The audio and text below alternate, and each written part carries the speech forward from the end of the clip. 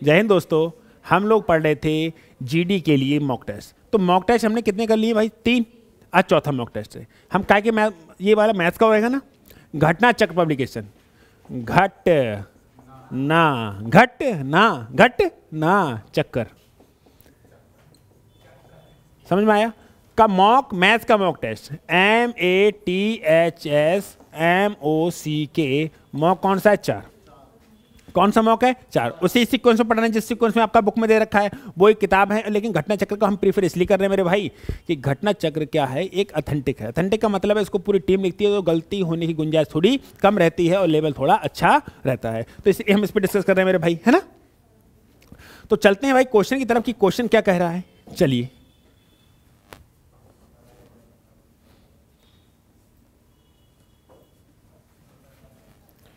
कह रहा है 25 और 45 के बीच आने वाली अभाज्य संख्या। तो पहले तो आपको अभाज्य संख्या पता हो, तो अभाज्य संख्या के बारे में 2-4 बातें बता दूं। पेज को जरा खाली कर लो। अभाज्य संख्या यानी कि प्राइम नंबर ऐसे नंबर होते हैं, जिनके कितने फैक्टर हो? 2। जिनके कितने फैक्टर होते हैं? 2। ऐसी संख्याएं जिनके सिर्फ 2 फैक्टर हों, ऐसी संख्या को अभाज्य संख्याएं कहते हैं। जैसे अगर मैं 1 की बात करूं तो सिंगल फैक्टर 1 ही है, लेकिन अगर 2 की बात करूं तो इसका फैक्टर 1 भी है और 2 भी है। अगर मैं 3 की बात करूं तो 1 भी है और 3 भी है। अगर मैं 4 की बात करूं तो 1 है, 2 है और 4 है। 5 की बात करूं तो 1 है और 5 है। और हमने कहा कि प्राइम नंबर्स ऐसे नंबर होते हैं जिनके कितने फैक्टर होते हैं? 2। क्या 1 को प्राइम फैक्टर कैटेगरी में डालोगे? नहीं। क्या 4 को प्राइम फैक्टर कैटेगरी में डालोगे? नहीं। 4 को क्यों नहीं डालोगे? 2 से ज्यादा फैक्टर है। 1 को क्यों नहीं डालोगे? 2 से कम फैक्टर है। कितने फैक्टर चाहिए? 2। तो ऐसे नंबर को कौन सा प्राइम नंबर कहते हैं? तो सबसे छोटा प्राइम नंबर कौन है? उसके बाद तो आपको याद होनी चाहिए। मैं नंबर्स लिख रहा हूं लेकिन आपको याद होने चाहिए। जो प्राइम नंबर होते हैं आपको 100 तक याद होने चाहिए। कितने तक याद होने चाहिए? 100 तक प्राइम नंबर्स याद होने चाहिए। दूसरा कोई चारा नहीं है। देखिए, 2 3 5 7 11 13 17 19 23। कोई दिक्कत? फिर आ जाएगा 29, फिर आ जाएगा 31, फिर आ जाएगा 37, फिर आ जाएगा 41, फिर आ जाएगा 47। 43 कहाँ रह गया? 43, फिर आ जाएगा 47। आ जाएगा 1 2 3 4 5 6 7 8 9 10 11 12 13 14 और 15। अगर मैंने जो संख्या लिखी है वो 1 से 50 के बीच है, तो 1 से लेके 50 के बीच में कितने प्राइम नंबर हैं? 15 प्राइम नंबर हैं। और 50 से लेके 100 तक के बीच में होते हैं 10। कौन कौन से होते हैं आपको पता होने चाहिए, चलो लिखते हैं। देखिए, 51 होगा नहीं, 52 होगा नहीं, कौन होगा? 53। 57 होगा, 19 नहीं, 57 होता है, कौन होगा? 59। फिर कौन हो जाएगा? 61। फिर कौन हो जाएगा? 67। फिर कौन सा हो जाएगा? 71। फिर कौन सा हो जाएगा? 73। फिर हो जाएगा 79। 81 होगा नहीं, 83 हो जाएगा। 87 होगा नहीं, 89 हो जाएगा। ठीक है। फिर 91 होगा नहीं, 93 होगा नहीं, 97 हो जाएगा। ये नंबर तो 1 2 3 4 5 6 7 8 9 10। तो 1 से लेके 50 तक कितने प्राइम नंबर होते हैं? 15। और 50 से लेके 100 तक कितने प्राइम नंबर होते हैं? 10। कितने होते हैं? और अगर आपसे 1 से लेके 50 तक है 15 और 50 से लेके 100 तक है 10, और अगर आपसे कुछ पूछे 1 से लेके 100 तक प्राइम नंबर कितने होने चाहिए? 25। कितने होते हैं? सिर्फ ये नहीं याद होने चाहिए 25। कौन कौन से प्राइम नंबर होते हैं ये? और एक बात बताएं, 26 बार भी कर लेना। 3 अंकों का सबसे छोटा अंक कौन होता है? 101। 97 के बाद 98 नहीं होगा, 99 नहीं होगा, 100 नहीं होगा, कौन होगा? 101। यानी कि प्राइम नंबर आपको याद होने चाहिए। 101 तक तो प्राइम नंबर याद हो। समझ में आया? अब आपसे कोई भी क्वेश्चन पूछेगा 1 से लेके 50 तक प्राइम नंबर कितने? 15। 50 से लेके 100 तक प्राइम नंबर कितने? 10। 1 से लेके 100 तक प्राइम नंबर कितने? 15। एक अंक का सबसे छोटा प्राइम नंबर 2। 2 एक ऐसा प्राइम नंबर है जो इवन है। 2 इकलौता ऐसा प्राइम नंबर है जो इवन है। बाकी जितने भी प्राइम नंबर हैं सब ऑड है, यानी कि सब विषम है। सबसे छोटा विषम प्राइम नंबर पूछे तो 3। सबसे छोटा प्राइम नंबर पूछे तो 2। 2 अंकों का सबसे बड़ा प्राइम नंबर पूछे तो 97। 3 अंकों का सबसे छोटा प्राइम नंबर पूछे तो 101। ये बातें पता होनी चाहिए। अब लेकिन मैंने ये बता क्यों ना फालतू की चीजें भाई? 2 बातें ज्यादा बता दोगे दिक्कत थोड़ी है। अगर मैं चाहता तो मैं लिख देता 25 और 50, 25 और 45 के बीच प्राइम नंबर पूछे थे ना, 25 और 45 के बीच, तो ये तो आएगा नहीं, 29 आ जाएगा, ये आ जाएगा, ये आ जाएगा, ये आ जाएगा, ये भी नहीं आएगा। एक तो आए 4 नंबर, कितने 4 है 5 है 5, एक तो नंबर आए, इनका सम करके इनका एवरेज निकाल दो। ये तो पूछा था, यही तो पूछा था, लेकिन हमने थोड़ी चीज ज्यादा बता दी, कम थोड़ी बताई कि प्राइम नंबर क्या होते हैं, प्राइम नंबर बारे में पता चल कि प्राइम नंबर कैसे होते हैं। ऐसे नंबर जिनके कितने फैक्टर हो, 2, एक को प्राइम नंबर की कैटेगरी में इसलिए नहीं लेते उसका फैक्टर कितना है 1, 4 को क्यों नहीं लेते, उसके फैक्टर कितने 2 से ज्यादा। ऐसे नंबर जिनके मात्र 2 फैक्टर होते हैं, ऐसे नंबर को हम प्राइम नंबर्स कहते हैं। इनको जोड़ के इनको जोड़ो, कितना आ रहा सम, इनका सम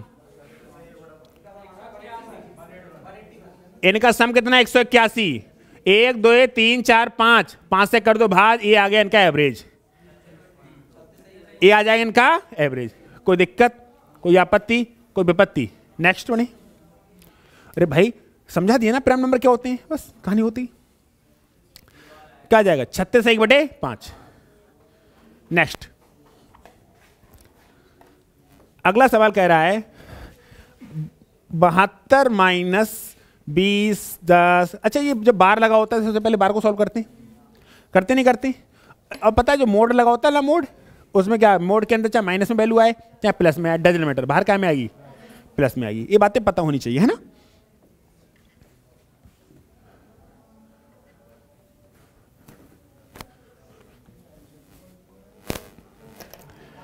देखिए 6 में से 4 जाके क्या मिलेगा 2, अरे यही सॉल्व करो, 6 में 4 जाके क्या मिलेगा, लेकिन बाहर माइनस है तो माइनस के 2, तो 6 में से 2 गए कितने में 4, लेकिन माइनस के बाहर आएगा तो माइनस के 4 हो गए, और माइनस के 4, 10 में 4 गए तो 6, यहां मिला 6 लेकिन यहां माइनस का है तो माइनस के 6, और 10 में से 20 में से 6 गए तो 14, लेकिन माइनस के 14, अब 72 में से 14 गए तो दिस इज आंसर।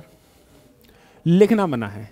फिर से देखिए 6 में 4 का क्या मिलेगा 2, अब 6 में से 2 गए 4, लेकिन काय का माइनस का, अब 10 में से 4 गए तो 6, लेकिन काय का माइनस का, अब 20 में से 6 गए का 14, लेकिन काय का माइनस का, अब 72 में 14 गए तो, अगर लिख के बनाने लगे तो गुजर जाओगे। समझ में आया? तो तुम्हारे कंडे काले हो जाएंगे। समझ में आया? हाँ। अगला सवाल कह रहा है 3 अंकों की बड़ी से बड़ी संख्या को 3 4 6 15 और 20 से विभाजित करने पर प्रत्येक स्थिति में से शेषफल 1 प्राप्त होता है। एक बात बताएं, अगर कभी भी आप एग्जाम में बैठे हैं और इस प्रकार का सवाल आ जाए तो उसको उस टाइम के लिए लीव करना, पहली नज़र में इसको लीव करना। वाई? रीजन क्या होता है कि इन संख्या के अंकों, अगर संख्या पूछी होती तो आप डिवाइड करके चेक कर लेते, बट इन्होंने संख्या के अंकों का योग पूछा है, तो इसको सॉल्व करने के अलावा कुछ चारा नहीं होता है। सॉल्व कैसे करते हैं? इन सब का नंबर लेना पड़ेगा एलसीएम। क्या लेना पड़ेगा? एलसीएम लेना पड़ेगा। और एलसीएम में कैसा नंबर होता है? सबसे नंबर कट जाए। क्या 20 ले सकते हो? नहीं। 40 ले सकते हो? नहीं। 60 ले सकते हो? यस। एलसीएम कितना आ जाएगा? 60 आ जाएगा।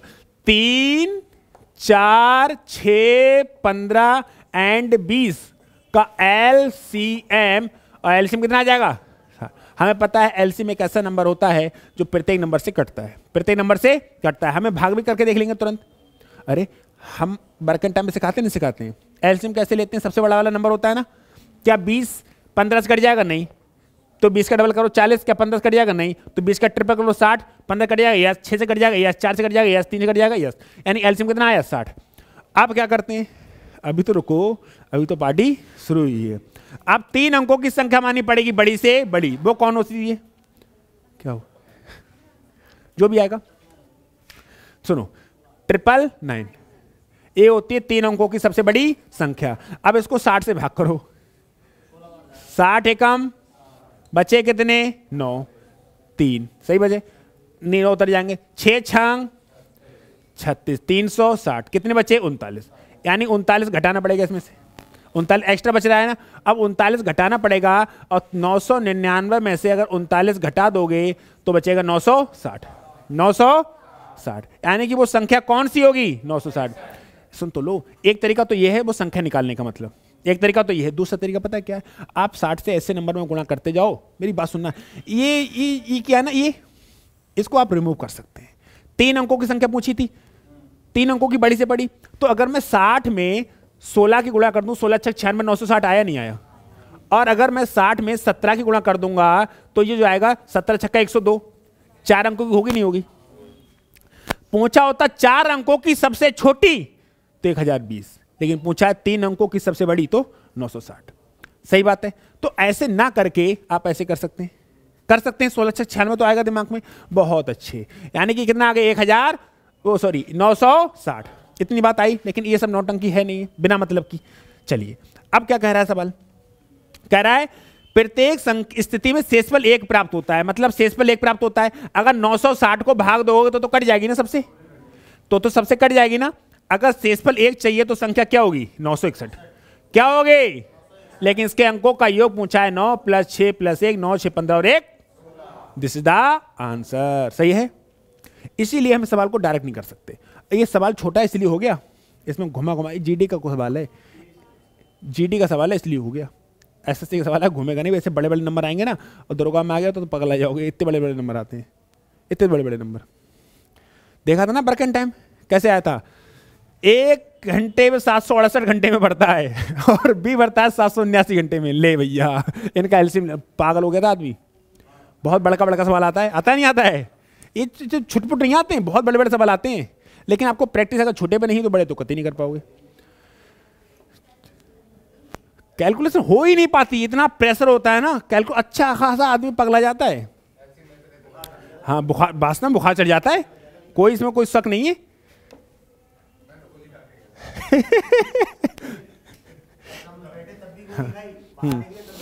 ना वास्तव में भाई साहब, मैं सच कह रहा हूँ कि भाई बहुत बड़का बड़का आंसर आता है, बहुत बड़का बड़ा क्वेश्चन। पागल हो जाता है आदमी पढ़ते पढ़ते, कैलकुलेशन समझ नहीं आती कहाँ से शुरू करें और कहाँ खत्म होगी। पन्ने भरते हैं, पन्ने उस पेपर में पन्ने भरे जाते हैं। चलो ये हो गया। तो वो संख्या क्या होगी 3 अंकों की सबसे बड़ी 960। लेकिन 960 थोड़ी पूछा है आपसे, पूछा शेषफल 1 बचना चाहिए, तो संख्या 1 एक्स्ट्रा होनी चाहिए। 961 भाग करेंगे, आंसर आ जाएगा 16। नेक्स्ट,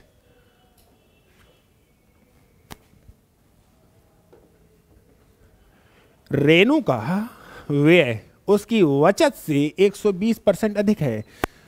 मेरी बात को ध्यान सुनना, उसका जो एक्सपेंडिचर है ना, उसकी सेविंग से 20% अधिक है। अगर उसकी सेविंग 100 है तो उसका एक्सपेंडिचर 120 होगा नहीं होगा, मतलब 120% एक्स्ट्रा अधिक है। मतलब 100 का 120 ही होता है, तो 220 होगा नहीं होगा। ये हाथ हटा लो अपना, समझ में आया नहीं आया। अगर सेविंग 100 है तो एक्सपेंडिचर कितना होगा 220 होगा नहीं होगा। क्यों? क्योंकि जो व्यय है, एक्सपेंडिचर है, वो सेविंग से 120% एक्स्ट्रा है। अच्छा एक बात सुनो, आप 220 खर्च करते हो, 100 रुपए बचाते हो, तो कमाते कितने होगे? कमाते कितने होगे? 320 कमाते होगे, नहीं कमाते होगे? ईमानदारी से बोलो। आप 100 रुपए खर्च कर लिए और 100 रुपए बचा लिए, 220 खर्च कर लिए, तो आपकी कमाई कितनी होगी? होगी नहीं होगी। अब क्या कह रहा है, यदि उसकी आय और व्यय में 25% और 30% की वृद्धि हो जाए। आय में 25% की वृद्धि हो जाए ना, कोई बात नहीं। आय है कितनी 320, इसका कितना 25%, और 25% कितना होगा 80, आधे से आधा 80, और 80 की वृद्धि हो जाए कितना हो जाएगा 4। कोई दिक्कत। और उसके व्यय में 30% की वृद्धि हो जाए, व्यय इतना ही तो है, इसमें कितने परसेंट की वृद्धि 30%, मतलब 22 यहां, तो 220 में 66 जोड़ेंगे तो 286। अब सोचो 400 कमा रहा है, 286 खर्च कर रहा है, तो बचा कितना रहा होगा 114 बचा रहा होगा, नहीं बचा रहा होगा? तो बताइए सेविंग में कितने परसेंट की वृद्धि हुई? 14% की वृद्धि हुई। This is the answer. आया नहीं आया? कोई फार्मूला नहीं है। फिर से ध्यान सुनिएगा, उसकी सेविंग से 120% एक्स्ट्रा उसका खर्चा है। अगर सेविंग 100 है, इसका 120% 120 होता है, तो खर्चा कितना है 220। तो भैया 220 खर्च करता है, 100 बचाता है, तो कमाता कितना होगा? कह रहा है इनकम 25% बढ़ा दी जाए, और 320 का 25% कितना होता है 80। ये बढ़ाने के बाद इनकम कितनी हुई 400। और कह रहा है खर्चा उसका 30% बढ़ा दिया जाए, तो 220 का 30% यानी कि 66 बढ़ जाएगा, तो कितना हो गया 286। सोच के देखिए कि 400 रुपए कमा रहा है, 286 खर्च कर रहा है, तो बचा कितना रहा होगा? 114 है। तो सोचो पहले 100 बचा रहा था, अब 114 बचा रहा है, तो कितना परसेंट सेविंग बच गई, बढ़ गई? 14%। अब बोलो मजा आया? समझ में आया? समझ आया कि मजा आया है? समझ में आया? तुम लिखिए ले करो थोड़ा बहुत। तुम एक काम करो, एक असिस्टेंट रख लो ना, अगर दिक्कत होए तो कोई बात नहीं। हेमा सिंह 25,000 रुपये सैलरी मिलेगी, तुम्हें लिखना है इनका कॉपी पे। 5,000 में लिख दोगे? देख रहे हो बेरोजगारी। चलो 500 रुपये तुम इनको दे दो, तुम इनका लिख के दे रहो। और बोलो। अच्छा, वो 5,000 महीने में तैयार है।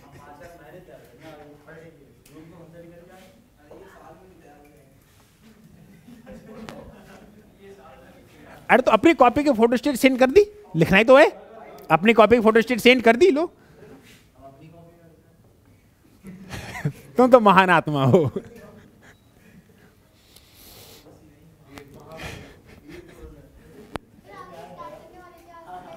कौन सा बैच? यूपीएससी वाला? वो करेंगे। अरे हम क्या बताएं, हम बड़े बिजी हो जाए ना, कर लेंगे कर दिन में। सवाल हो गया ना ये वाला? चलो, एक वस्तु 350 में खरीदी गई और 500 में बेची। भैया लाभ बताओ। 350 में खरीदी है और 500 में बेची है। This is the cost price and this is the selling price. और भाई साहब 350 खरीदी है, 500 की बेची है, तो प्रॉफिट हुआ होगा, डेफिनेटली प्रॉफिट हुआ होगा।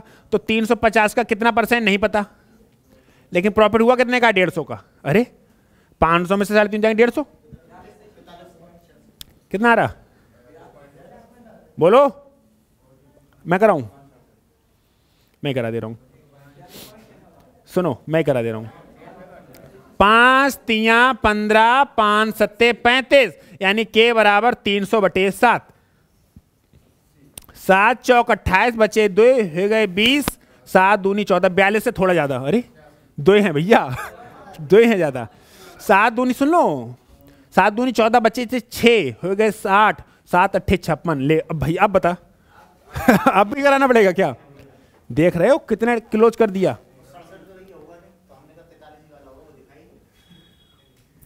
समझ में आया कितना क्लोज कर दिया? कोई ना कोई ना, नेक्स्ट। अरे तो बहुत आसान है, कॉस्ट प्राइस दे रखा है, सेलिंग प्राइस दे रखा है, प्रॉफिट निकालना है बस।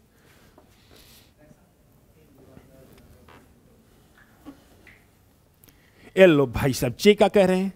कह रहे एक दुकानदार अपनी वस्तु पर क्रय मूल्य से 20% अधिक मूल्य पर अंकित करता है। अगर सीपी 100 है तो जो एमआरपी है ना, एमआरपी वह 20% एक्स्ट्रा करता है, यानी कि 120। This is the MRP. कोई दिक्कत? एक दुकानदार अपनी वस्तु पर क्रय मूल्य से 20% अधिक अंकित मूल्य करता है। क्रय मूल्य 100 है तो 20% अधिक करता है 120। आगे बढ़ते हैं। वह अंकित मूल्य पर 1/4 वस्तु बेचता है। तो 120, मेरी बात को ध्यान से सुनना, तो 120 का 1/4 मतलब 30। ये तो अंकित मूल्य पर बेच दी, जितने अंकित मूल्य बेच दी। कह रहा और शेष, अरे भैया 120 टोटल 30 बेच दें, बची कितनी? बची कितनी? आगे देखो, कह रहा है वह अंकित मूल्य पर 1/4 वस्तु बेच और शेष वस्तु को अंकित मूल्य पर 30% की छूट, यानी कि जो 90 बची ना, जो 90 बची ना, इस पे कितने % छूट देता है? 30% छूट देता है। तो 9 3 27 की छूट देगा।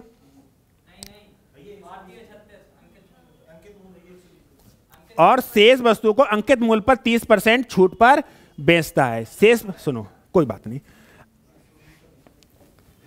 शेष वस्तु में बची कितनी? 90 बची।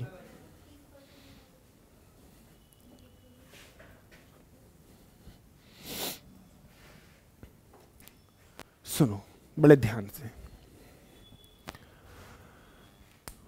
एक दुकानदार अपनी वस्तु क्रय मूल्य से 20% अधिक अंकित करता है। क्रय मूल्य नहीं पता तो कितना मानोगे? 100। जिसका 20% अधिक, यानी कि कितना प्रिंट किया? 120। कह रहा है 120 की 1/4, 120 की 1/4 जो बची 30 अंकित मूल्य पर बेच देता है। बाकी की कितनी बची? 90। बाकी कितनी बची? 90। अरे सुन लो, बाकी कितनी बची? 90। अब ये बताना है आपको, पेज थोड़ी अमन बाबू थोड़ा पेज करो। और शेष वस्तु को अंकित मूल्य पर 30% छूट पर बेचता है, उसका लाभ या हानि बताना है। अब ये सोचना है कि जो 90 वस्तु बची, शेष तो 90 बची, ये तो कंफर्म है, को अंकित मूल्य पर 30% छूट पर बेचता है, अंकित मूल्य पर 30% छूट पर बेचता है। तो 30% छूट कहां दोगे? बोलो बोलो कितना रहा? एमआरपी पे। अगर एमआरपी पे 30% छूट दोगे तो कितना बचेगा? 12 36 कम हो जाएगा, बचेगा कितना? 84। अब क्या करोगे? हाँ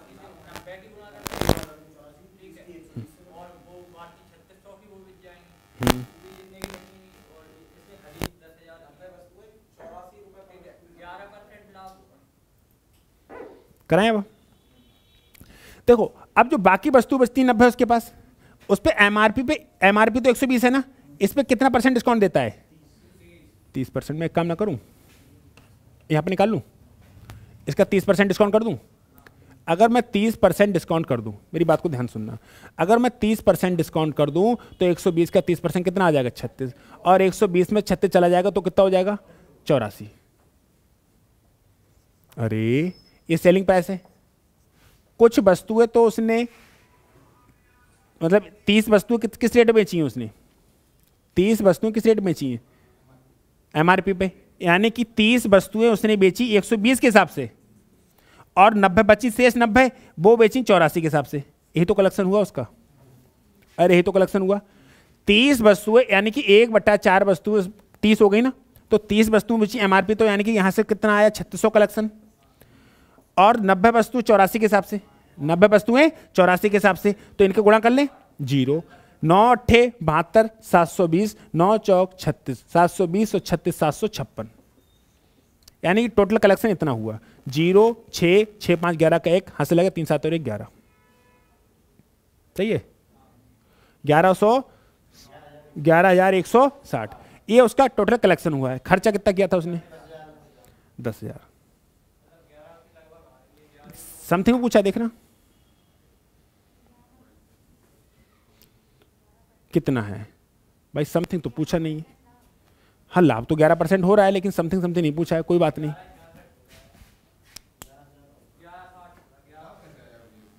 क्यों?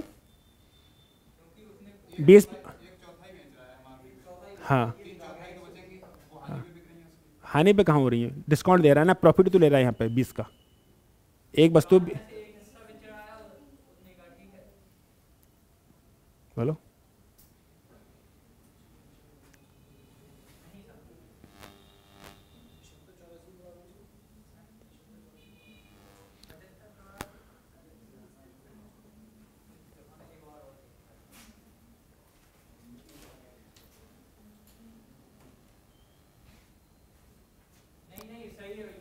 कर लो।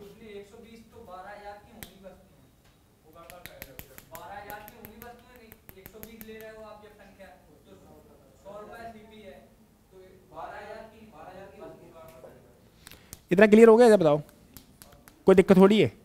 अरे सुनो, आपने सीपी यानी कि 100 रुपये माना।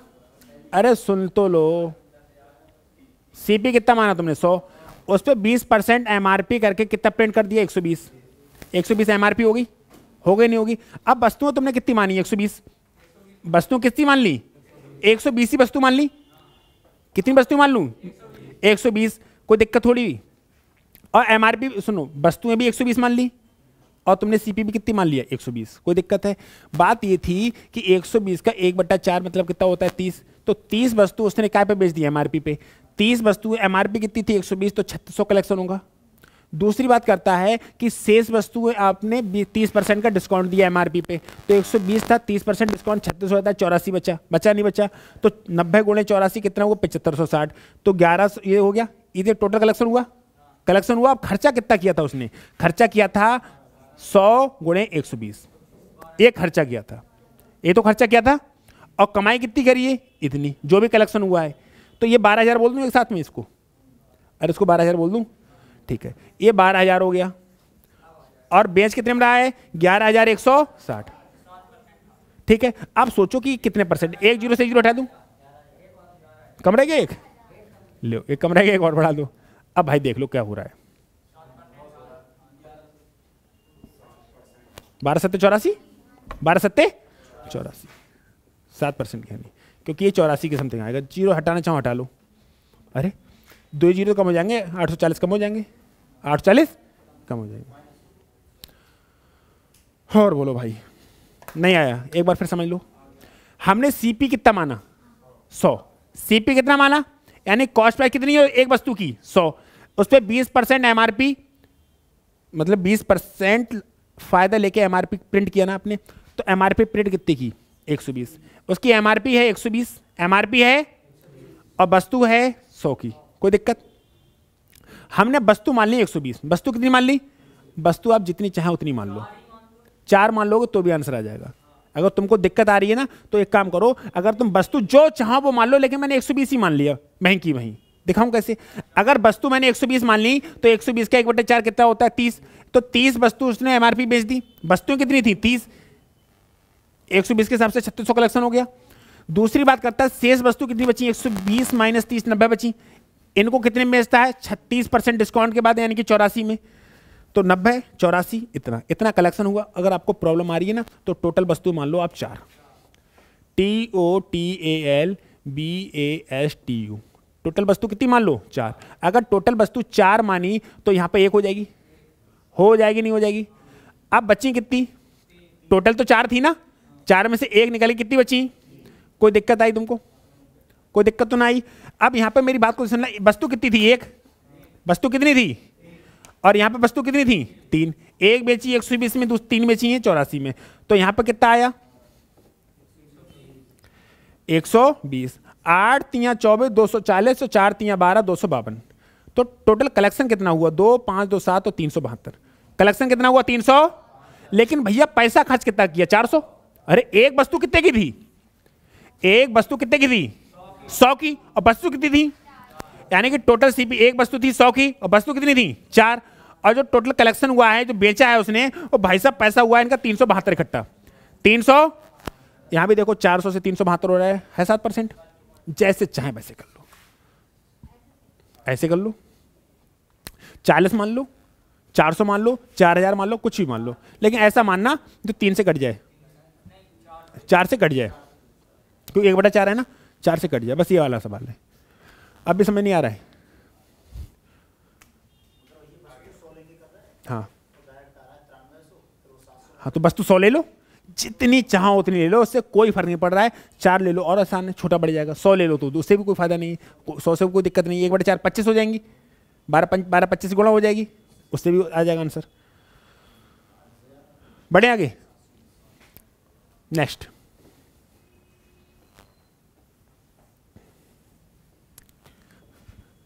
ये कह रहा है किसी पुस्तक का क्रय मूल्य 250 रुपए है, पुस्तक पर दी गई किरमे छूट 10%, 15% भी।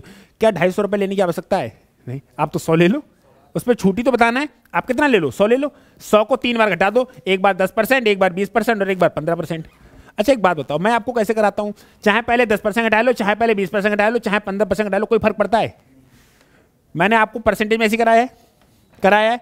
तो अगर हमने कितना माना 100, तो पहले घटाऊंगा मैं 10%, कितना बचेगा 90, फिर घटाऊंगा मैं 20%, कितना घटाऊंगा 9 दूनी 18, कितना बचेगा 72। अब कितना घटाऊंगा 15%, 10% 7.2, तो 15% 3.6 और जुड़ जाएगा तो 10.8, कितना हो जाएगा 10.8।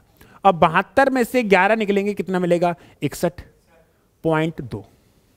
सोचिए 100 रुपए की चीज 61.2 की हो गई, तो 38.8% का क्या हो गया, छूट या डिस्काउंट। यह बात है। अगर बीच में आपने 15% घटाया तो थोड़ा नंबर डेसिमल आ जाएगा बिना मतलब के।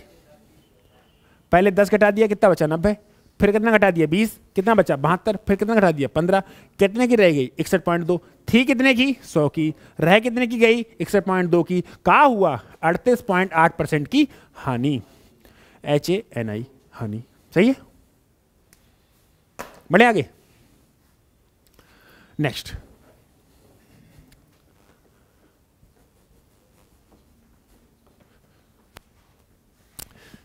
23, 26, 22 प्लस 4 एंड 22 प्लस 7 का औसत कितना है? 30 है। 22 का मान बता देंगे भैया। कह रहा है 23 plus 26 plus 22 plus 22 plus 4 plus 22 plus 7, average कितना था? 30। लेकिन संख्या कितनी थी? 1 2 3 4 5, तो 5 से गुणा कर देंगे। अरे एवरेज 30 था ना, सम कितना हो जाएगा? 30 गुणे 5, 22 कितने बाई? 3 बाई। 23 और 26 49, 49 और 4 53, 53 और 7 60, प्लस 60 बराबर 150। तो 3 बाई बराबर 90 और बाई बराबर 30। समझ में आया नहीं आया? कोई दिक्कत? अरे भाई साहब एवरेज पूछा था ना, एवरेज दे रखा था 30, 5 नंबर का एवरेज था, इन 5 नंबर को जोड़ा, एवरेज 30 था, लिए हमें क्या चाहिए था? सम। हमने 30 में 5 से गुणा कर दी, ये हो गया, आंसर आ गया। नेक्स्ट, नेट सरप्लस यहाँ पे सबको नहीं समझाया तो कैसे समझा दें? चलो,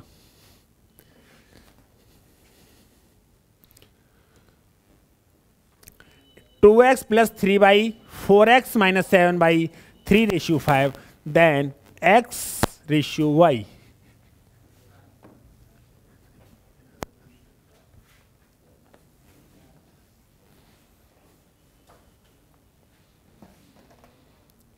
क्या लिखा है? 2x plus 3y upon 4x minus 7y equal to 3/5, और आपसे पूछा x और y का रेशियो, तो करो क्रॉस मल्टीप्लाई। 5 दूनी 10x, 5 3 15y, 4 3 12x minus 7 3 21y।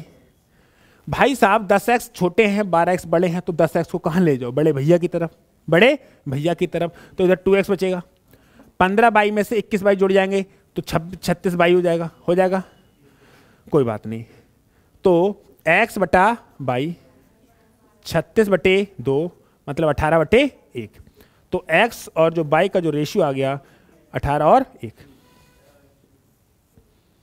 इस वाले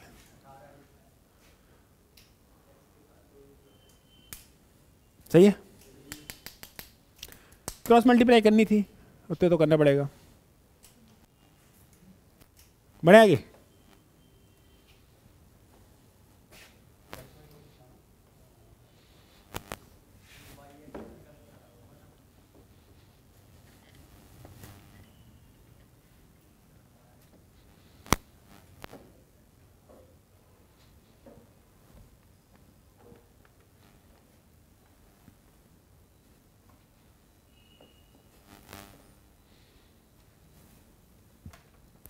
₹5800 की धनराशि को इस प्रकार 3 भागों में विभाजित किया जाता है कि पहले भाग का आधा दूसरे भाग का 1/5। अच्छा, पहले भाग को a मान लो का आधा दूसरे भाग के 1/5 के बराबर है। अगर मैं a और b का रेशियो यहां से निकालना चाहूं तो 2:5 आ जाएगा।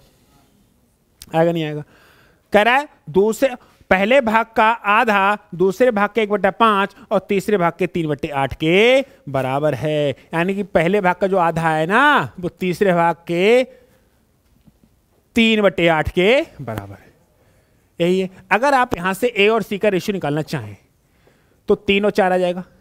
3 और 4 आएगा नहीं आएगा? पक्का आएगा।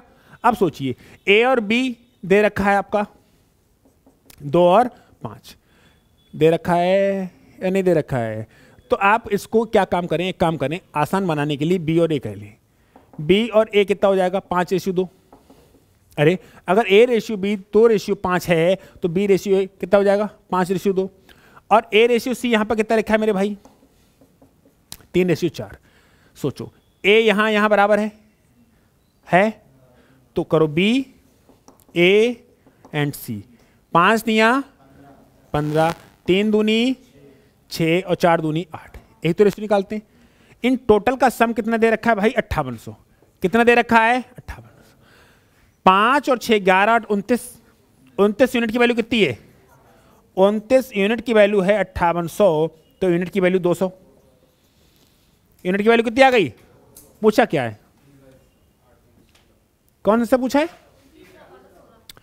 तीसरा मतलब सी, तीसरा मतलब सी। और ये पूछा तो 8 दूनी 1600। अगर ये पूछा होता 6 दूनी 1200, अगर ये पूछा तो 15 दूनी 3000। इन दोनों का अंतर पूछा होता तो 400, इन दोनों का अंतर पूछा होता तो 1800। समझ में आया? कुछ भी पूछ लिए, पूरा कंकाल बना देते हो। एक बार यूनिट का मान आ जाए, एक बार यूनिट का मान आ जाए। सही है? अरे बड़ा आसान था। ए का 1/2, बी का 1/5 के बराबर है। यहां से ए और बी का रेशियो आ गया। ए का 1/2, सी का 3/8 के बराबर है। यहां से ए और सी का आ गया। हमने ए बी सी का तीनों का निकाल लिया, और ए बी सी का तीनों सम 5800 के बराबर है। यूनिट का मान निकाल लिया, यूनिट का मान निकाल लिया। अब जिसका पूछेगा 8 दूनी 1600, 6 दूनी 12 और 15 दूनी 30। कहानी खत्म। नेक्स्ट,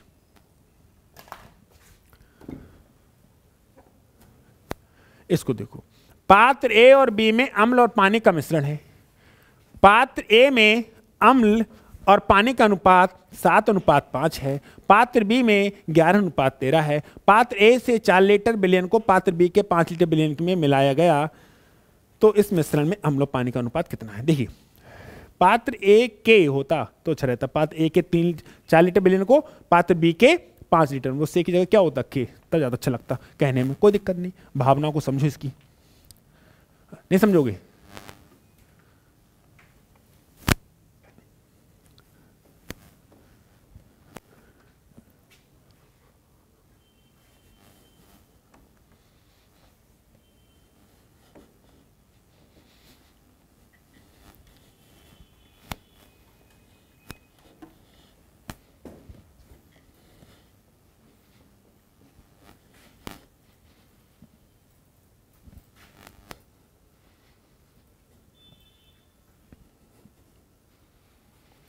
देखो, कह रहा है पात्र ए और बी में अम्ल और पानी का मिश्रण है। पात्र ए में अम्ल और पानी का अनुपात 7:5 है, यानी कि 7:5 पात्र ए में है।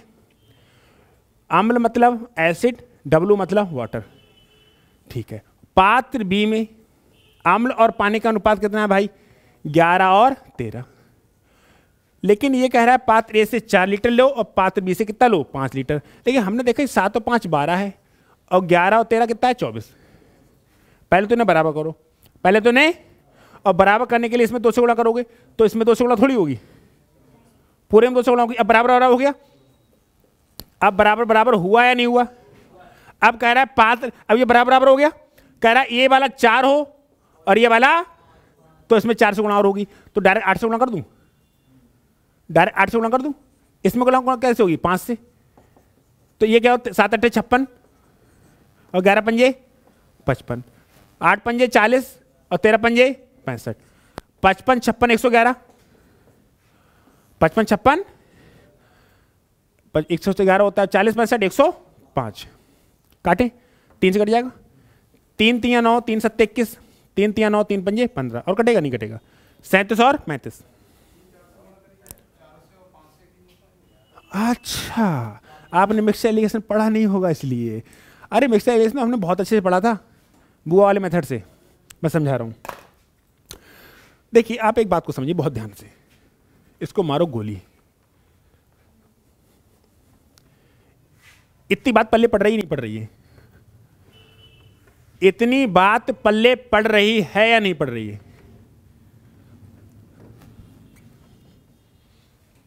बोलो बोलो बोलो। हाँ, जबरदस्ती हानि करा रहा। अरे आप बोलते नहीं हो, तो लगता है कि देवदास बैठे हैं सामने सब। हाँ, लगना भी तो यही कोई बैठा है। हाँ, ए और बी का जो अम्ल ए था, वो सॉरी जो वाटर क्या था, पात्र ए था, उसमें एसिड और वाटर का रेशियो क्या था? 7 और 5। तो ये टोटल कितना हो गया? 12। पात्र जो बी था उसमें एसिड और वाटर का रेशियो क्या था? इतना इतना। तो ये दोनों पहले तो बराबर करो, पहले तो इन दोनों को। अब बराबर करने के लिए आपको 2 से गुणा करनी पड़ेगी। अब कह रहा है पात्र ए वाला 4 है तो पात्र बी वाला 5 है। ये बर्तन की ये क्षमता तो बराबर बराबर हो गई। अरे इन दोनों की क्षमता बराबर बराबर है या नहीं है? पहले वाले को कितना करना है? 4, और दूसरे वाले को कितना करना है? 5। यही तो है। तो 4 दूनी 8 से गुणा होगी नहीं होगी? गुणा अंदर नहीं आया समझ में? ऐसे कैसे समझ में आ रहा है? हाँ, तो मिलाओगे तो तभी तो पहले। अरे यार, मैंने सब कुछ प्रैक्टिकल करके दिखाया था। इसमें से बोतल नहीं है यहाँ पे आज। हाँ बहुत आसानी से देखो, मैंने समझाया था कि पात्र ए और पात्र पहले दोनों तो बराबर करो। पहले पात्र ए और पात्र दोनों तो पहले मैंने मिक्सचर बहुत बेहतरीन तरीके से समझाया मैंने, ठीक है। तो पात्र ए और पात्र बी में पहले तो वॉल्यूम बराबर करो, यानी कि इन दोनों का आयतन बराबर होना चाहिए। तो आयतन बराबर करने के ये वाला 24 है, ये वाला 12, तो पहले 200 कर दो, बराबर बराबर हो गया। अब दोनों बराबर, मान लो ये बिल्कुल बराबर बराबर बर्तन हो गए, कोई दिक्कत है? ये वाला 4, अरे ये दोनों बराबर बराबर, ये वाला 4 ढक्कन डालो और ये वाला कितना ढक्कन? 5 ढक्कन। अब 4 से गुणा करिए, यानी कि इसमें टोटल किससे गुणा होगी? 8 से। अरे फाइनली गुणा किससे हुई है? इसमें 8 से और इसमें 5 से। तो 8 सत्ते 56 और 8 पंजे 5 11 और 5 13 65। 56 11, 56 और 55 111 और 40 65 105। 3 से काटो, 3 3 9, 3 7 21, 3 3 9, 3 5 15, 3735 का रेशियो। मिक्सचर एलिगेशन बहुत अच्छे समझाया मैंने, बिल्कुल प्रैक्टिकल डेमो दिया था। सही है। नेक्स्ट,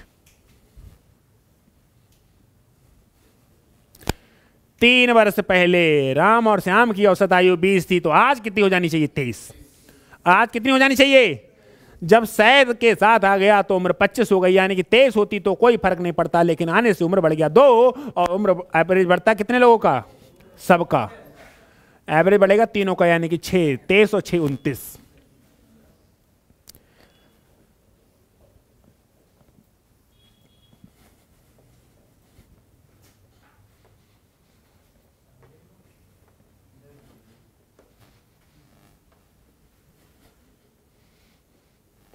देखो, 3 वर्ष पहले राम और श्याम की औसत आयु, राम प्लस श्याम का जो एवरेज था वो 3 साल पहले 20 था ना, तो आज तो 23 हो गया होगा, नहीं हो गया होगा?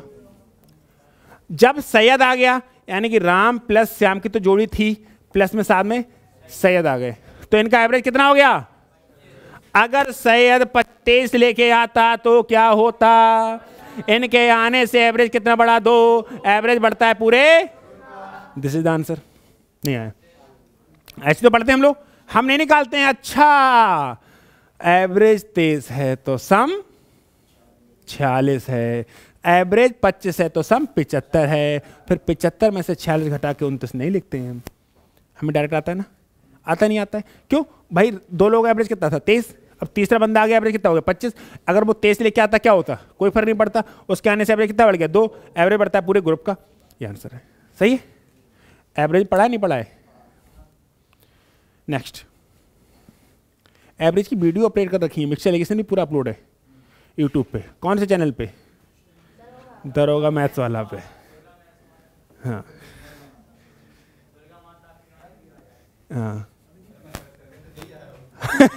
उस पर सर्च करो दरोगा मैथ्स वाला, और वो ऑटो करेक्ट होता है। तो ऑटो करेक्ट होकर क्या आता है? दुर्गा माता के गाने। दरोगा मतलब दुर्गा, मैथ मतलब माता, बाला मतलब गाने मस्त मस्त गाने आते हैं फिर। हाँ दुर्गा माता वाले। हाँ सही में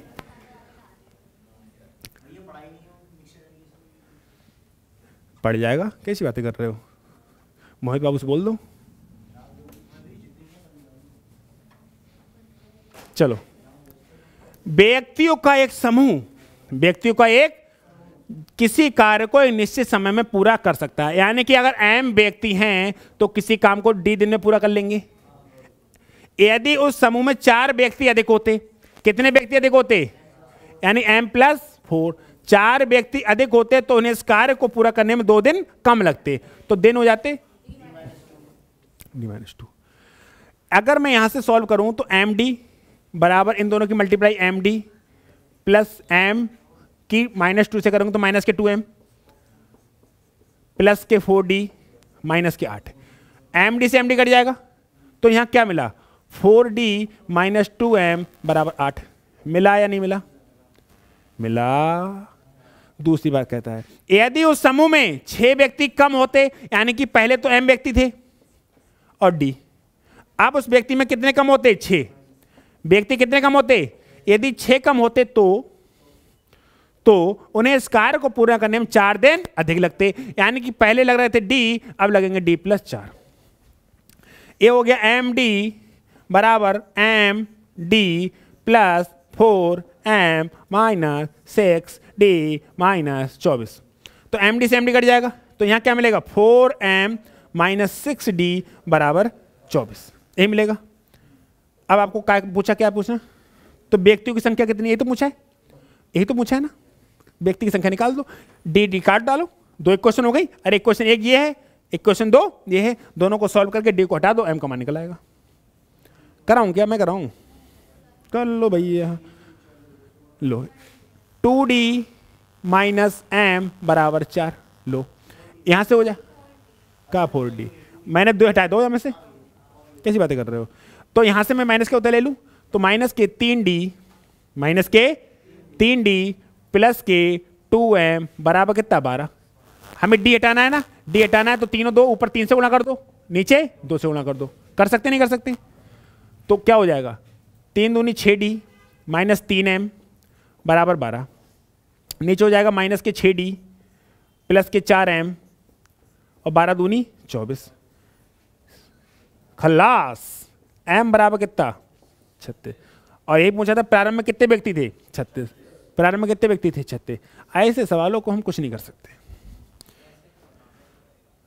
ऑप्शन से तब देख सकते दिन दे रखा होता, दिन भी नहीं दे रखा है, कुछ दे नहीं रखा है, तो क्या करें, यही सवाल बनाना पड़ेगा। सही है, फोटो खींचना है, फोटो खींच लो,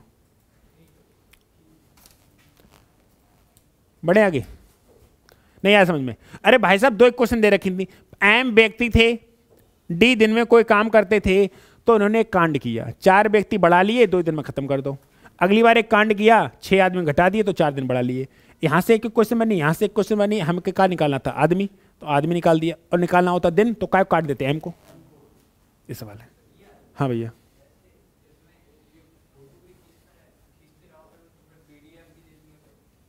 अच्छा, अरे अब इतनी रहने दो, मैं पीडीएफ भी दूं इसकी, मेरी बातें समझ में वैसे नहीं आती हैं, बता रहा हूँ तो, और फोटो में लिखी हूँ तो कभी समझ नहीं आएंगी। हाँ हाँ सही बात है।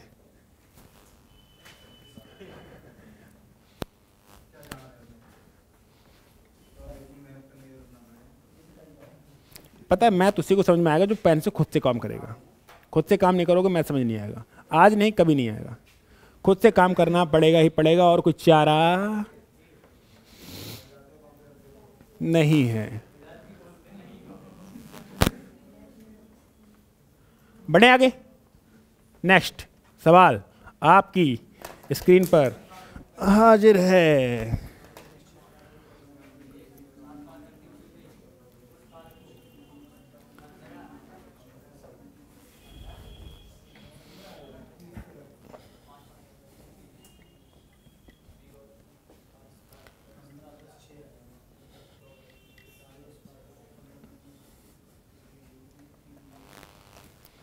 एक निश्चित कार्य को करने के लिए एबीसी की क्षमताओं का अनुपात 2 3 5, एबीसी 2 3 5, ये क्षमता है ना, इनकी इफिशिएंसी है ना। अगर आपको चाहिए टोटल वर्क, TOTAL के, ये सब लोग एक साथ मिलकर काम को करते हुए काम को कितने दिनों में कर लेते हैं 15 दिनों में, और इनकी क्षमता कितनी है 5 3 8 और 2 10, तो काम कितना है, काम कितना है 150। बी और सी इसी कार्य के 80%, यानी कि 150 का कितना परसेंट 80%, 15 100 120 काम को कितने दिनों में कर लेंगे, लेकिन काम किससे कराना है बी प्लस सी का समय, काम है 120 और बी और सी की क्षमता है 5 और 3 8, कितना दिन, वर्किंग टाइम कराया आज ही कराया, तो वर्किंग टाइम तो आज ही कराया भाई। ए बी सी की क्षमता का अनुपात था 2 3 5, आपको निकालना था टोटल वर्क, आपको क्या निकालना था टोटल वर्क, तो टोटल वर्क भैया 15 दिन में पूरा काम कर लेते हैं, और एक दिन में कितना करते हैं 10, तो 15 दिन में कितना कर लेंगे 150, यानी टोटल काम कितना होगा 150। आपको 150 नहीं कराना है, आपको 80% कराना है, मतलब 120 किससे बी प्लस सी से, तो क्षमता किसकी लगाओगे बी प्लस सी की, 120 बटे 8 क्या होता है 15, 8 कहाँ से आया बी और सी। नेक्स्ट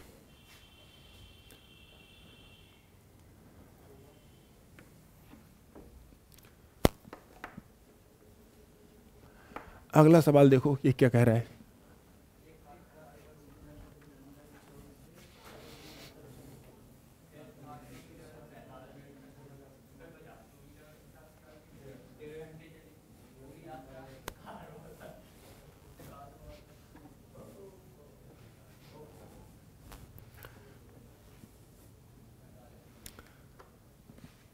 देखो, एक कार 45 किलोमीटर प्रति घंटे की गति से 40 मिनट तक चली। स्पीड है 45 किलोमीटर प्रति घंटा, 45 किलोमीटर प्रति घंटा, और चलती कितने मिनट है? 40 मिनट। यानी कि इसका मतलब है कि एक घंटे 45 किलोमीटर प्रति घंटे का मतलब है कि 60 मिनट में चली 45 किलोमीटर। चली ना चली? तुमको निकालना है 15 का, कितने का निकालना है? सॉरी 40 मिनट का।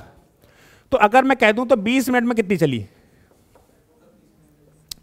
अरे रुक तो, जब 15 चली नहीं चली तो 40 मिनट में कितना चलेगी? 30 किलोमीटर। चलेगी या नहीं चलेगी? इस चीज को एक स्टेप के बिना भी लिख सकते थे, लिख सकते थे, नहीं लिख सकते थे? अरे 45 किलोमीटर प्रति घंटे का मतलब क्या होता है? 45 किलोमीटर प्रति घंटे का मतलब क्या होता है? एक घंटे में 45 किलोमीटर, यानी एक घंटे का मतलब 60 मिनट में 45 किलोमीटर। अगर मैं 3 से भाग कर दूं तो 20 बचेगा, और 3 से भाग कर दूं तो 20 बचेगा। अब 20 मिनट में 15 किलोमीटर, तो 40 मिनट में कोई दिक्कत? बहुत बढ़िया। अगला सवाल कह रहा है फिर 60 किलोमीटर प्रति घंटे 45 मिनट चली। सुन लेना। दूसरी बात, एक तो एक बात हो गई, पहले बात पे हो गई। दूसरी बात करते हैं कि 60 किलोमीटर प्रति घंटा, 60 किलोमीटर प्रति घंटे के हिसाब से, तो इसका मतलब क्या है? 60 मिनट में 60 किलोमीटर, और चलाना कितना है?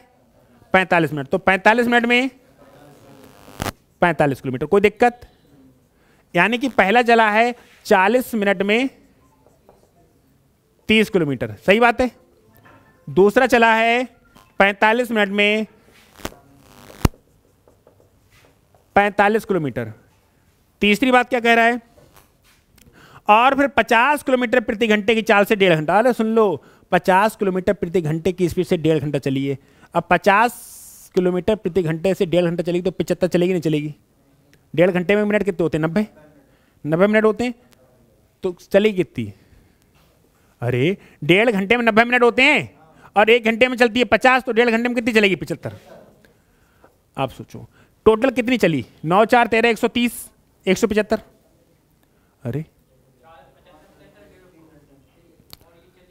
175 चली, नहीं चली? 175 मिनट, 175 मिनट चलिए। और कितने किलोमीटर भैया? 150 किलोमीटर। कोई दिक्कत है? स्पीड बतानी है ना, तो स्पीड बराबर क्या होता है? Distance upon time. इसको पेज को खाली कर लो। स्पीड बराबर होता है डिस्टेंस अपॉन, डिस्टेंस है 150 लेकिन टाइम है 175। दिस इज द मिनट, और मिनट को घंटे में चेंज करने के लिए तो 60 से भाग करते हैं, लेकिन भाग वाला कहां पहुंच जाएगा? ऊपर। अब कुछ मत करो। 25 सत्ते 25 छंग 6 छंग 36, 360 बटे 7, और 7 पंजे 35, 7 एकम 7 बचे 3, और 7 चौक 28, और 7 चौक 28 बचे 2, 7 अट्ठे 56, 51.48 किलोमीटर प्रति घंटा। अरे भाई साहब देख रहे हो? 51.9, 51.4 सी, 51.4, 51.4। देख रहे हो ऑप्शन कितने क्लोज हैं? और पता है ये नोटंकी आप ओरली कर सकते थे दिमाग में, तब सवाल आसान पड़ जाता। अगर इस चीज को लिख लिख के करोगे तो भाई टप पड़ेगा ही। इस चीज को अगर दिमाग में कर लेते तो लिखते 40 मिनट में 30 किलोमीटर, 45 मिनट में 45 किलोमीटर, 90 मिनट में 75 किलोमीटर, यानी कि 175 मिनट में 150 किलोमीटर। अब स्पीड निकाल दो। स्पीड बराबर होता है क्या? डिस्टेंस। टोटल डिस्टेंस कितनी चली? 150। टोटल टाइम कितना लिया? 175। लेकिन आप लिखोगे इसको भी तो लिख ले भैया, और क्या है? समझ में आया? हाँ समझ में आया, नहीं आया? नेक्स्ट।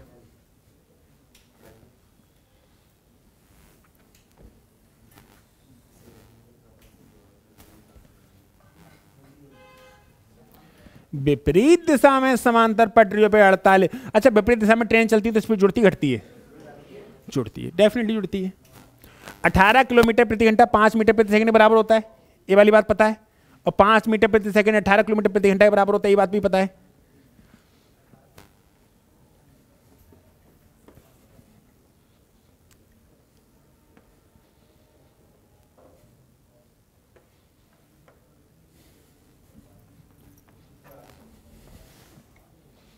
करो 400।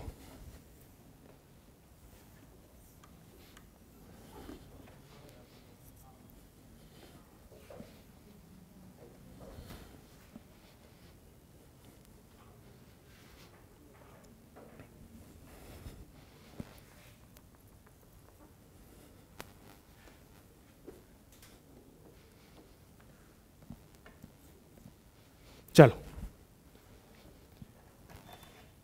विपरीत दिशा में समांतर पटरियों पर 48 किलोमीटर और 52 किलोमीटर प्रति घंटे चल रही दो रेलगाड़ियां 27 सेकंड में एक दूसरे को पार करती हैं। यदि रेल भाई साहब विपरीत दिशा में दोनों ट्रेनें चलेंगी तो स्पीड जुड़ेगी, S1 प्लस S2 होगा।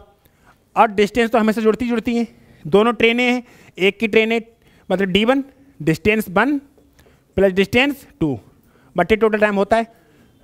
ये 48 किलोमीटर है, वो 52 किलोमीटर 90 किलोमीटर हो गया। और किलोमीटर प्रति घंटा को मीटर प्रति सेकंड बदलते हैं तो 5/18। एक रेलगाड़ी की लंबाई कितनी है 350, दूसरी वाली कितनी है पता नहीं, लेकिन टाइम कितना लेता है 27। क्या आपसे D2 को माना जाएगा? मैं करा दूं 9 है, क्या हुआ 48 में 100 होता है? हाँ 100 होता है, ऐसी बात करोगे कितना होता है 100 होता है। 9 3 27, 9 2 18, 2 से काटेंगे 50, 55 25 3 75, 750 बराबर 350 प्लस D2, तो 350 जाएगा ये तय, तो D2 हो जाएगा 400। सही बात है।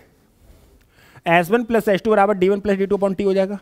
वाह, तो इन दोनों को जोड़ेंगे कितना हो जाएगा 90, कितना सॉरी 100। 90 का क्या संबंध है आज? चलो, अरे स्पीड बराबर डिस्टेंस अपॉन टाइम ही तो लगाया, कुछ ऐसे देख रहे हो जैसे मैंने कुछ तीर मार दिया। स्पीड बराबर डिस्टेंस अपॉन टाइम होता है इस, और अब विपरीत दिशा में जाती है तो स्पीड जुड़ती है। भाई ये मॉक है, मॉक का मतलब समझते हैं कि हमें आता है, पहले चैप्टर के बारे में ज्ञान है, तभी तो मॉक लगा रहे हैं हम यहाँ, क्योंकि हर चैप्टर यूज हो रहा है। नेक्स्ट, एक व्यक्ति को धारा की दिशा में 25 किलोमीटर तैरने में 2 घंटे का समय लगता है। धारा की दिशा में जाओगे तो बोट की स्पीड जुड़ेगी, वाटर की स्पीड जुड़ेगी, और धारा के विपरीत जाओगे तो, क्योंकि जब आंधी आती है साइकिल इधर जाती है तो साइकिल तेज चलती है, और आंधी आती है इधर से और हम जाएं इधर को तो साइकिल पता नहीं कहां कहां जाती है। चलने के छोड़ना छोड़ो, पैदल चलाना महंगी पड़ जाती है, चढ़ के नहीं चलती साइकिल, चढ़ के चलेगी मर जाओगे, मर लू में घुस जाओगे, पता नहीं कहाँ चलोगे। हाँ हाँ, अरे तुम हल्की गाड़ी से जाओ और बराबर रोड पे निकल जाए, बाइक हल्की हो, चलाने वाला भी हल्का हो, प्लेटिना गाड़ी हो और बराबर से रोड पे निकल जाए, रोडवेज कुछ करे ना, बस निकल जाए वो निकल जाए बराबर से, हालत खराब हो जाती है। साइकिल चलती नहीं थी, कहाँ जा रहे हो तो कहाँ नहीं पता नहीं चलता था कहाँ जा रहे हैं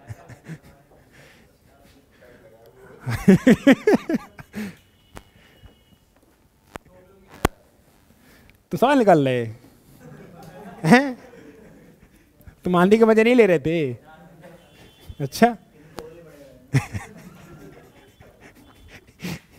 ऐसा क्या हो गया, इन पे ओले पड़ गए हैं?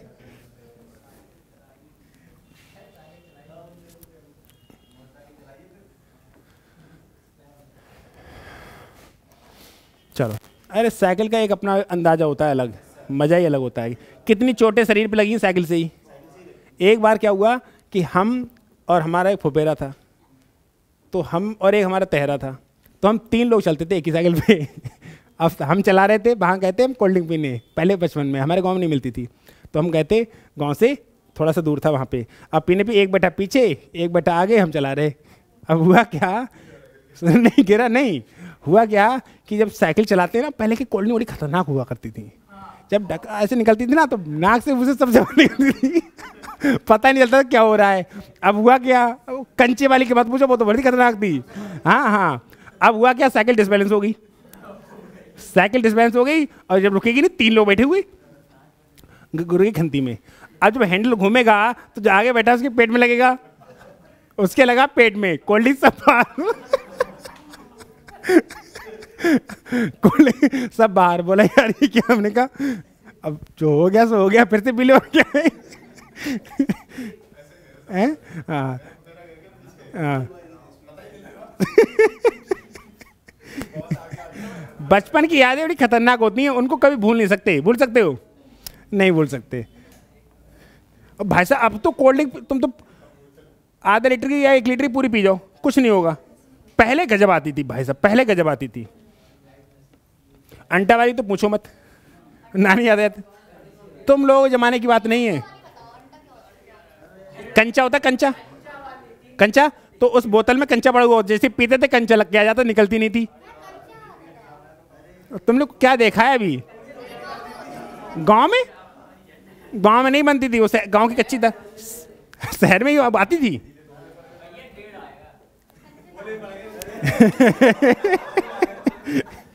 एक व्यक्ति को धारा की दिशा में, मतलब B+W स्पीड जुड़ेगी। तो 25 किलोमीटर तैरने में कितने घंटे? 2 घंटे। 25 किलोमीटर 2 घंटे।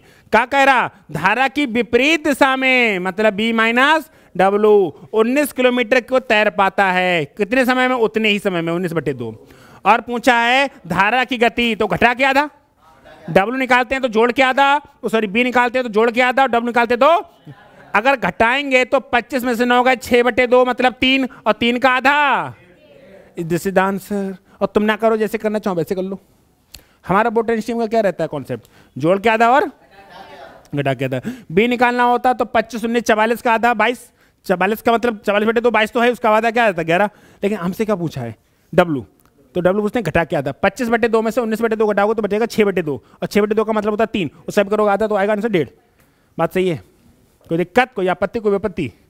नेक्स्ट सवाल।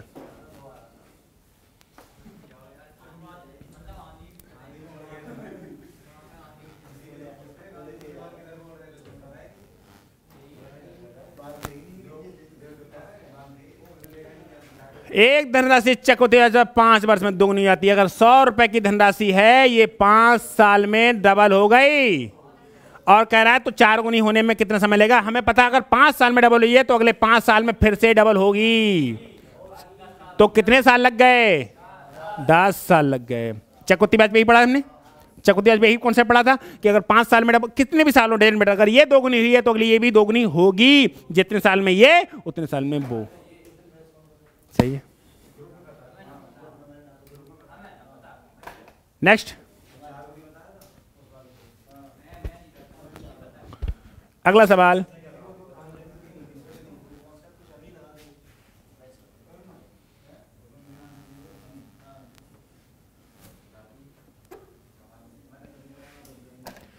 कह रहा है त्रिज्या 4 इकाई, त्रिज्या 4 इकाई वाले वृत्त के क्षेत्रफल। अगर त्रिज्या रेडियस कितनी है? 4, तो जो एरिया होगा वृत्त का, जो एरिया होता है πr²। πr² होता है, नहीं होता है? ठीक है। का आंकिक मान उसकी परिधि के आंकिक मान के कितने प्रतिशत के बराबर है? मेरे भाई ये r का मान रख दूं तो 16 पाई हो जाएगा। और जो पेरीमीटर होता है, परिधि जो पेरीमीटर होती है वो होता है 2πr, यानी कि r का मान 4 रख दूं तो 8 पाई। कोई दिक्कत है? कह रहा है क्षेत्रफल का आंकिक मान उसकी परिधि के आंकिक मान के कितने प्रतिशत होगा, यानी कि पेरीमीटर के कितने प्रतिशत के बराबर होगा एरिया। ये तो कहा है पेरीमीटर के कितने प्रतिशत के बराबर होगा एरिया। पेरीमीटर की जगह 8 पाई गुणा के बटा 100 बराबर 16 पाई, और 8 पाई दूनी 2, और के बराबर 200%। Hello answer. कुछ लोग तो महामूर्ख होंगे, पाई का मान रख देंगे। अरे कट जाओ, क्या हो जाओ, कट जाओ। ना रखोगे तो दिक्कत हो जाएगी। अरे पाई का मान रखो, दिक्कत हो जाएगी भाई, बहुत बड़ा कैलकुलेशन हो जाएगी खामो खां की।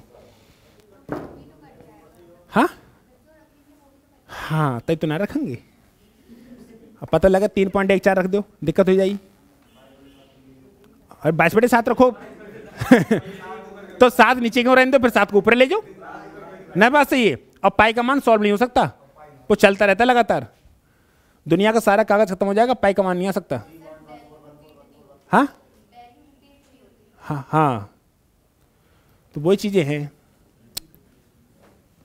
पाई और 22/7 करो, भाग करो, चलता रहेगा चलता रहेगा चलता रहेगा। हाँ हाँ,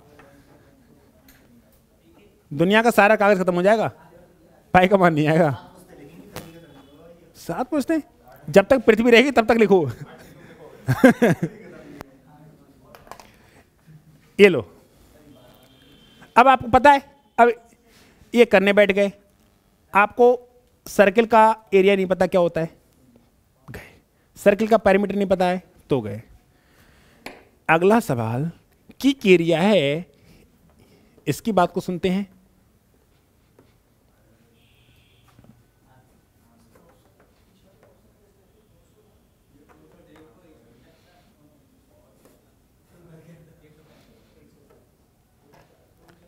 कह रहा है एक लंबवृत्तीय शंकु के आधार का क्षेत्रफल कितना है।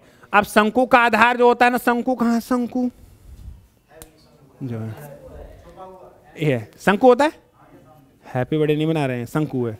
इसका जो पेरीमीटर होता है, आधार का आधार, जो आधार कैसे टाइप का, सर्किल का टाइप का, सर्कुलर है, और सर्किल का पेरीमीटर क्या होता है, 2πr। क्या होता है, 2πr।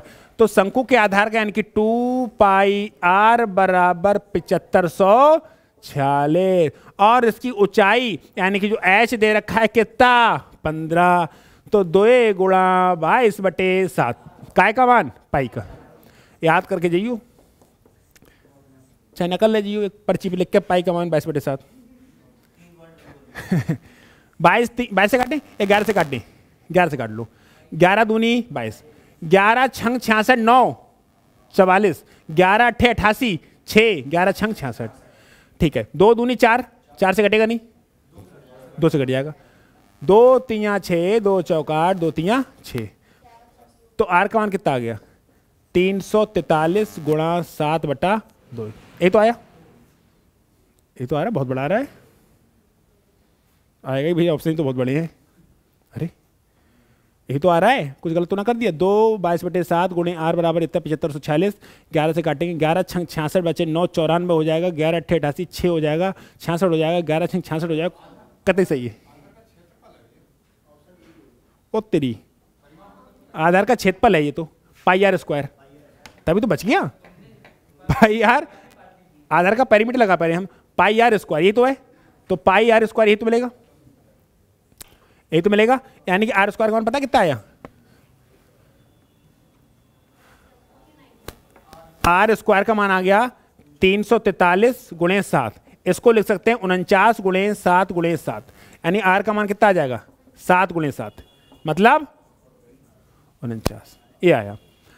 r का मान पता है, h का मान पता है। अब शंकु का आयतन पूछा है, तो शंकु मतलब कोन का जो वॉल्यूम होता है ना, 1/3 πr² h, मान लगाओ, आंसर निकालो, लगाते हैं हम।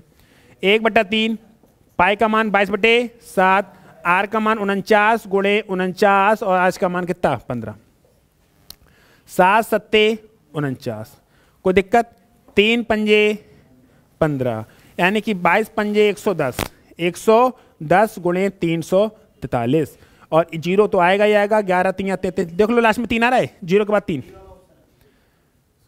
अरे भैया 2 आ रहा है, 2 आ रहा है, कोई बात नहीं, 11 का मल्टीपल चेक कर सकते हैं, कोई बात नहीं, 7 का मल्टीपल चेक कर सकते हैं, अरे कर लो, 0, 11 3 33 के 3 हाथ से लगे, 3 11 चौक 44 और 3 47 के 7 हाथ से लगे, 4 11 3 33 और 4 37 37 73 0 73 0। समझ में आया, कुछ नहीं, हमने वो πr² दे रखा था, πr² का मान, तभी तो कहें कि 2πr तो बहुत आ रहा है, πr² क्षेत्रफल था ना, तो पाई का मान लगा दिया 22/7, r² बराबर काट पीटी करके ये आंसर आ गया। आर का मान ये है, एच का मान ये है, वॉल्यूम पूछा 1/3 πr² h लगाया और आंसर आया। कोई दिक्कत कोई आपत्ति, तो आप समझ पा रहे हैं, हम सारे काम कर रहे हैं इस पर, सही है। 4 मॉक कर लिए हमने मैथ्स के, 6 अभी बाकी हैं, 10 करेंगे पूरे। मिलेंगे हम लोग नेक्स्ट मॉक में। स्वस्थ रहिए, मस्त रहिए और पढ़ाई करने में व्यस्त रहिए। हाँ जी, अरे गजब, हिम्मत सिंह बंद भी करना होता है।